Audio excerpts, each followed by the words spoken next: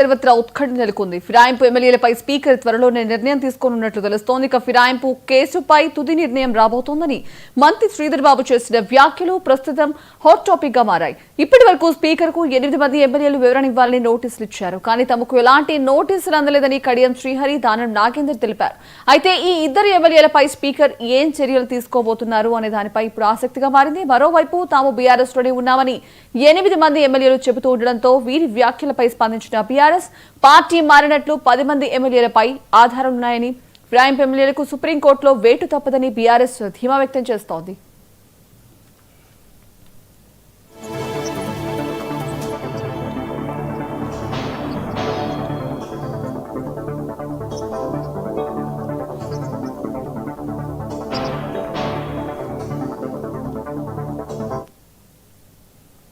Right, ఇక ఫిరాయింపు ఎమ్మెల్యేల అంశంపై సర్వత్రా ఉత్కంఠ నెలకొంది. ఫిరాయింపు ఎమ్మెల్యేలపై స్పీకర్ త్వరలోనే నిర్ణయం తీసుకున్నట్టు తెలుస్తోంది. ఫిరాయింపు కేసుపై తుది నిర్ణయం రాబోతోందని మంత్రి శ్రీధర్ బాబు చేసిన వ్యాఖ్యలు ప్రస్తుతం హాట్ టాపిక్ గా మారాయి. ఇదే అంశానికి సంబంధించి మరిన్ని అప్డేట్స్ మా చీఫ్ రిపోర్టర్ శ్రీనివాస్ అందిస్తారు. శ్రీనివాస్, చెప్పండి.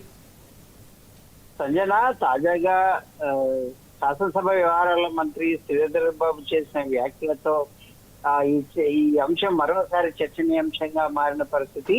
ఫిరాయింపు ఎమ్మెల్యేల అంశంపై మొత్తం మీద ఎప్పుడు ఏం జరుగుతుందన్న అంశం అయితే ఒక ఉత్కంఠ పరిస్థితి దారితీసిన పరిస్థితి.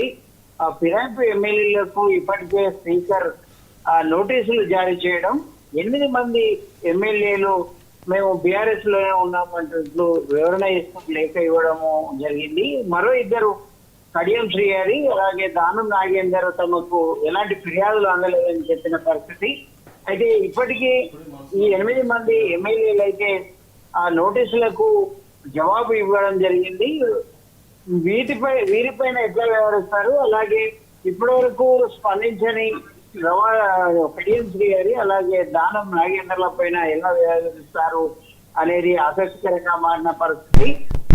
ఇప్పటి వరకు అయితే సుప్రీంకోర్టులో ఫిరాయింపు ఎమ్మెల్యేలకు వేటు పడుతుందని మాత్రం బీఆర్ఎస్ ధీమా వ్యక్తం చేస్తూ పదే ఈ అంశాన్ని పార్టీ శ్రేణులకు చెప్తూ పార్టీ వేదికల మీద చర్చనీయాంశంగా చేస్తూ బీఆర్ఎస్ శ్రేణులనైతే ఉత్సాహపరుస్తున్న పరిస్థితి. ఫిరాయింపు ఎమ్మెల్యేలపై అయితే అంశంపై అయితే సర్వత్రా ఉత్కంఠ దారితీసిన నేపథ్యంలో స్పీకర్ అంటే తీసుకునే చర్యల నేపథ్యంలో శాసనసభ వ్యవహారాల మంత్రి శ్రీధర్ బాబు ఇప్పటికే 8 మంది ఎమ్మెల్యేలు వివరణ ఇవ్వడం జరిగిందని చెప్పడం జరిగింది. అలాగే త్వరలో నిర్ణయం కూడా రాబోతుందని చెప్పడం మాత్రం ఒక ఆసక్తికరమైన పరిణామంగా చెప్పుకోవచ్చు. అది ఆ నిర్ణయం ఎలా ఉంటుంది అనేది ఇప్పుడు ప్రస్తుతం ఆసక్తి రేపుతున్న పరిస్థితి. 10 నియోజకవర్గాల్లో ఉప ఎన్నిక ఖాయం అంటూ మాత్రం గులాబీ పార్టీ ధీమాతో ఉన్న పరిస్థితి. ఇప్పటికే 2 నియోజకవర్గాల్లో బీఆర్ఎస్ సభలు కూడా జరిపే పరిస్థితి. మొత్తం మీద బీఆర్ఎస్ ఫిరాయింపు ఎమ్మెల్యేలపై మాత్రం ఎలాంటి నిర్ణయం రాబోతుంది, స్పీకర్ ఎలా నిర్ణయిస్తారనేది మాత్రం ఆసక్తికరంగా మారిన శ్రీనివాస్, మనం చూసుకున్నట్టయితే ఆల్రెడీ 8 మంది ఎమ్మెల్యేలు అయితే మేము ఆల్రెడీ బీఆర్ఎస్ పార్టీలోనే కంటిన్యూ అవుతున్నామని చెప్తున్నారు. ఇద్దరు అయితే కడియం శ్రీహరి అలాగే దానం నాగేందర్ మాకు ఎటువంటి నోటీసులు అందలేదని కూడా వారు చెప్తున్న పరిస్థితి కనిపిస్తోంది. ఈ నేపథ్యంలో అసలు ఎటువంటి తీర్పు వెలువడే అవకాశం కనిపిస్తోంది. మరోవైపు బీఆర్ఎస్ అయితే ఎవరైతే ఎమ్మెల్యేలు పార్టీ మారి కాంగ్రెస్ లో చేరారో వారి నేపథ్యంలో కొన్ని నియోజకవర్గాల్లో మళ్ళీ ఉప ఎన్నిక నిర్వహించే ఛాన్స్ కూడా ఉందని కూడా చెప్తోంది. సో దీనికి సంబంధించి మీ దగ్గర ఉన్న అప్డేట్స్ ఏంటి? అదే ఇప్పుడు ప్రస్తుతం అయితే స్పీకర్ విచక్షణాధికారాల మేరకు ఎలాంటి నిర్ణయమైనా తీసుకునే అవకాశం ఉంది. కానీ బీఆర్ఎస్ మాత్రం 10 నియోజకవర్గాల్లో ఉప ఎన్నిక రాబోతుందని పదే చెప్తూ ప్రచారం అయితే చేస్తున్న పరిస్థితి. ఈ మేరకు బీఆర్ఎస్ చెప్తున్నట్లు ఉంటుందా నిర్ణయం, లేదా వీటికి భిన్నంగా నిర్ణయం జరుగుతుందా? ఈ కడియం శ్రీహరి, దానం నాగేందర్ ఇద్దరు ఎమ్మెల్యేల విషయంలో స్పీకర్ ఎలా వ్యవహరించబోతున్నారు అన్నది స్పీకర్ నిర్ణయాన్ని బట్టి ఉంటుంది. అది స్పీకర్ విచక్షణ అధికారాల్లో లోబడి ఉంటుంది కాబట్టి ఆయన ఏ రకంగా స్పందించే అవకాశం ఉంటుందని మాత్రం మనకు తెలుస్తా ఉంది. Sanjana, okay, right, thank you Srinivas.